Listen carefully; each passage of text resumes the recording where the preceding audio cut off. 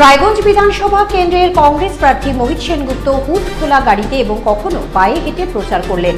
রায়গঞ্জ ব্লকের বাহিন গ্রাম পঞ্চায়েতের বিভিন্ন এলাকায় প্রচার করেন। এলাকার মানুষ স্বতঃস্ফূর্ত সাড়া দেওয়ায় অভিভূত কংগ্রেস প্রার্থী। আপনাদের আরও একবার জানিয়ে রাখি, রায়গঞ্জ বিধানসভা কেন্দ্রের কংগ্রেস প্রার্থী মোহিত সেনগুপ্ত হুড খোলা গাড়িতে এবং কখনো পায়ে হেঁটে প্রচার করলেন। রায়গঞ্জ ব্লকের বাহিন গ্রাম পঞ্চায়েতের বিভিন্ন এলাকায় প্রচার করেন। এলাকার মানুষ স্বতঃস্ফূর্ত সাড়া দেওয়ায় অভিভূত কংগ্রেস প্রার্থী।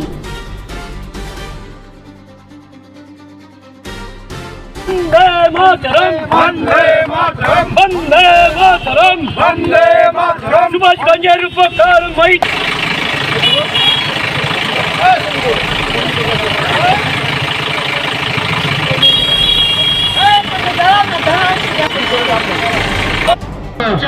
আমাদের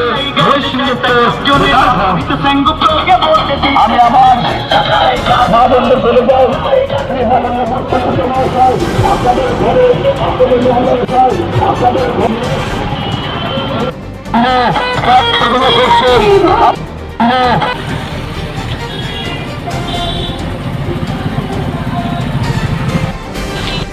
আজকে তো আপনি প্রচারে বেরিয়েছেন, এর আগেও বেরিয়েছেন, দীর্ঘদিন রাজনীতির সাথে যুক্ত। কি ভাবছেন এবারের ভোট? এবার ভোট একটা গুরুত্বপূর্ণ ভোট। মানুষ বুঝে গেছে ভোট কী হবে।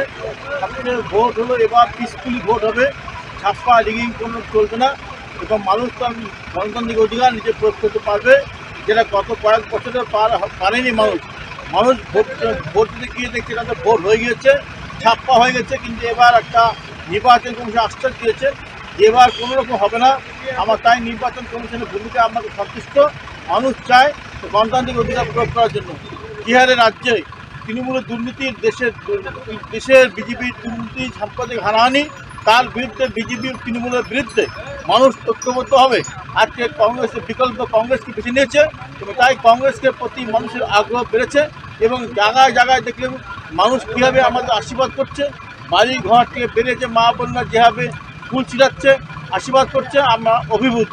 আমি কয়েক বছর এই ধরনের জিনিস দেখিনি, যা কিনা এবার থেকে আমি অভিভূত হয়েছি। আমার আশা করছি যে আজকে পশ্চিমবঙ্গে এবং উত্তরবঙ্গ জেলায় কংগ্রেস ভালো রেজাল্ট করবে।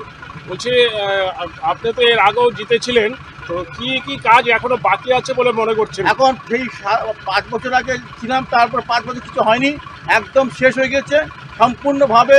রায়গঞ্জের আইন শৃঙ্খলা ভেঙে পড়েছে, যানজটে ভেঙে পড়েছে। আজকে যে হারে শিক্ষা নাই, চাকরি নাই, আজকে হাহাকার সবখানে।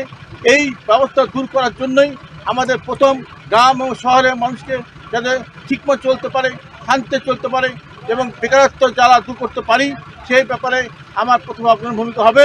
আমি রায়গঞ্জের কান্না, এই বিধানসভার কান্না আজ বিধানসভায় তুলে ধরতে পারবো এবং এই এলাকার মানুষের সাহায্যে মানুষের কাজ করার জন্য বদ্ধপরিকর। মানুষ যদি আমাকে ভোট দেয়, নিশ্চয়ই মানুষের পাশে থাকবো। এখনও ছিলাম। নির্বাচন আমি এমএলএ হেরে গিয়েছিলাম, কিন্তু আমি যাবতীয় কাজ মানুষের কাজ করেছি।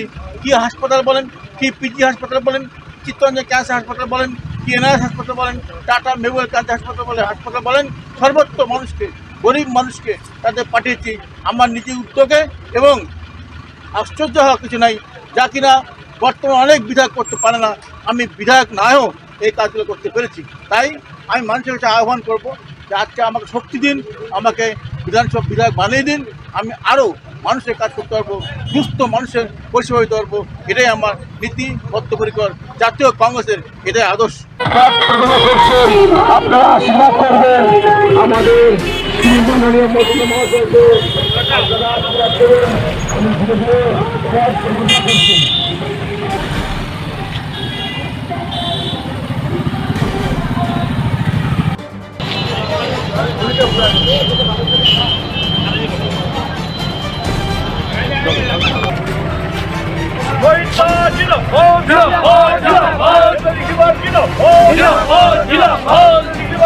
উকি মারেন কেন কর্তা?